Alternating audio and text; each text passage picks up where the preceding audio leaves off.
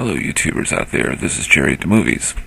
Today I'm reviewing a film from 1949 called Flamingo Road, which is a film that starred Joan Crawford playing a carnival dancer who's stuck in a small southern town, which is a rather odd sight, seeing Joan Crawford playing such a role, but it is sweet cinematic magic to watch Crawford combat the sinister Sydney-Greenstreet in a film that I would call uneven, yet fun, and definitely a little noir piece. Joan Crawford plays Lane Bellamy, the aforementioned carnival dancer who develops a liking to Fielding Carlyle, played by Zachary-Scott, a mild-mannered deputy sheriff.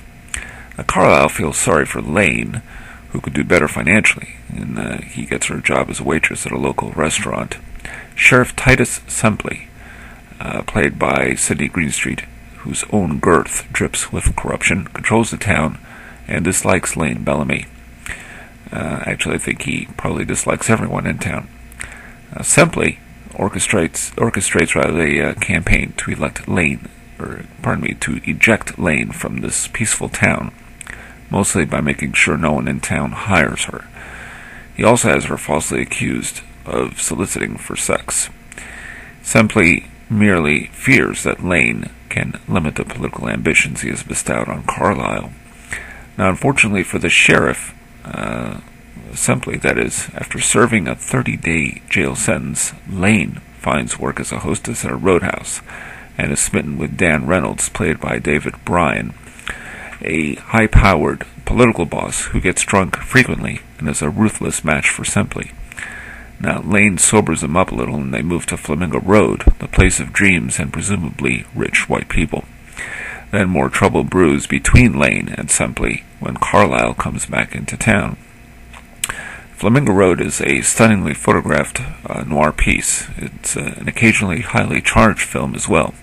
Yet Joan Crawford, as equally tough and innocent as the character she plays, feels older and more mature than the role requires. Crawford never really struck me as vulnerable in any of the roles she has played.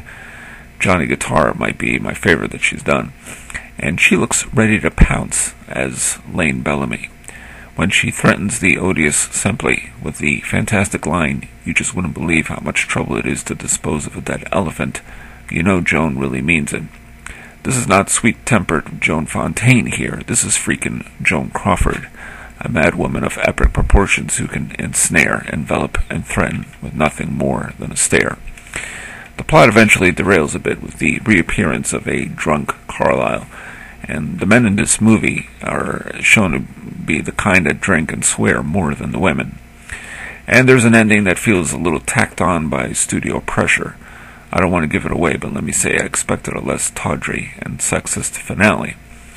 Overall, though, I think Flamingo Road is worth seeing for Joan Crawford and Sydney-Greenstreet.